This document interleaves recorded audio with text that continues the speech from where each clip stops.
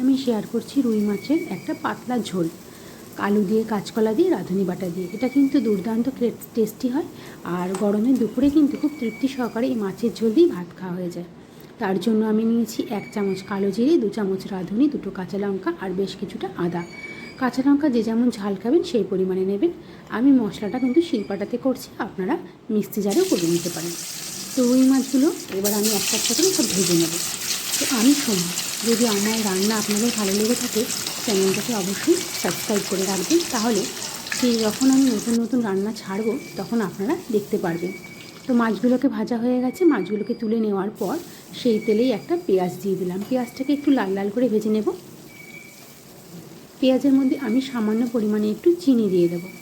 যদি আমি এই রান্নাতে কোনো লাল লঙ্কার গুঁড়ো বা কাশ্মীরি লঙ্কার গুঁড়ো ব্যবহার করব না, সেই কারণে চিনিটা দিলাম, যাতে পেঁয়াজটা একটু লাল লাল হয় আর রঙটাও ভালো আসে।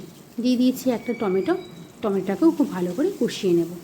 এবারে দিয়ে দেবো এখানে লম্বা লম্বা করে কেটে রাখা কিছুটা আলুটাকে একটু ভাজা ভাজা করে নেব। এখানে আমি আজকে কাঁচকলা দিয়ে মাছের ঝোল করব। আপনারা চাইলে অন্য সবজি যেরকমটা পটল বা ঝিঙেও দিতে পারেন। কাঁচকলাটা একটু পরেই দিয়েছি, কারণ আলু একটু ভাজা করার পর, কারণ কাঁচকলা খুব তাড়াতাড়ি সেদ্ধ হয়ে যায়। তো কাঁচকলা আর আলু এবার ভালোভাবে ভেজে নেব। গরমে কিন্তু কাঁচকলা খাওয়া খুব উপকার, তাই আজকে মাছের ঝোলটা আমি কাঁচকলা দিয়ে আলু দিয়েই করছি। এবার কিন্তু আলু আর কাঁচকলা মোটামুটি ভাজা হয়ে গেছে। দিয়ে দিলাম মশলাটা, যে মশলাটা আমি শিলপাটাতে করে রেখেছিলাম। মশলাটা দিয়ে একটু কষিয়ে নেব। এবার এর মধ্যে আমি লবণ আর হলুদ দিয়ে দেব।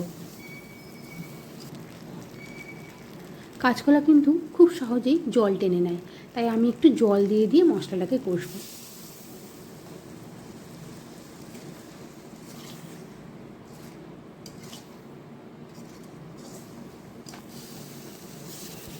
মোটামুটি সব মশলা আমার কষানো হয়ে গেছে। এবার পরিমাণ মতো জল দিচ্ছি।